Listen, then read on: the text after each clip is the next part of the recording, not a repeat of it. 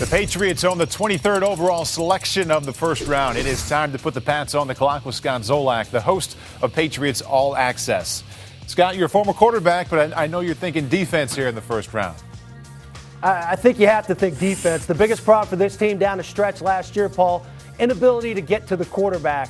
With the emergence of Gerard Mayo, their first-round pick from last year, and all of a sudden Mike Vrabel, part of that Matt Castle trade to the Kansas City Chiefs, they got to go defense. They got to get pressure on the quarterback. You see what they did in free agency, picking up Sean Springs, Lee Bodden. That gives them some depth at corner, but you got to get pressure. I think they got to look at some of the guys at the top of the draft, the name you hear, and picking right around number 23, maybe it's Brian Cushing from USC.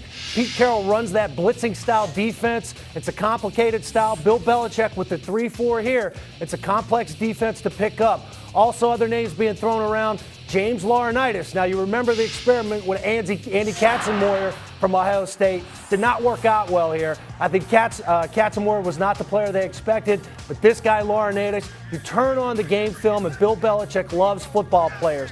Might not be the fastest guy, but if you look at what Cushing brings to the table, a little more versatile. They can kick him outside. He can be the next guy that plays along inside Mayo once Teddy Bruschi is ready to hang him up. Now, Scott, the position of cornerback has been addressed in free agency a couple of times with Sean Springs and also Lee Bodden.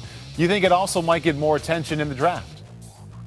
I think it might. Alphonso Smith from Wake Forest. Now, he's a small corner along the likes of what they have already. A guy they drafted in Terrence Wheatley, Jonathan Wilhite in the fourth round last year, quickest guy in all the combine. Ellis Hobbs is a short guy. Alphonso Smith comes in about 5'9", just under. But this kid, Darius Butler out of UConn, a little taller, around 5'11". I know your guy Mike Mayock loves this guy. Tested out well at the combine.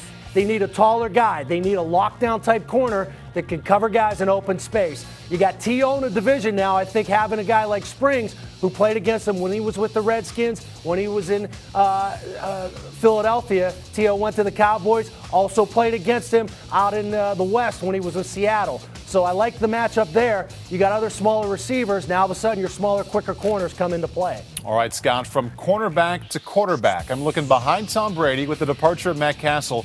I see Kevin O'Connell, a lot of potential, but he's awfully green, only coming into his second year. Will he enter the season as the backup? If you ask me right now and you hold a gun to my head, I have to say yes, he would enter the season as the number 2 guy.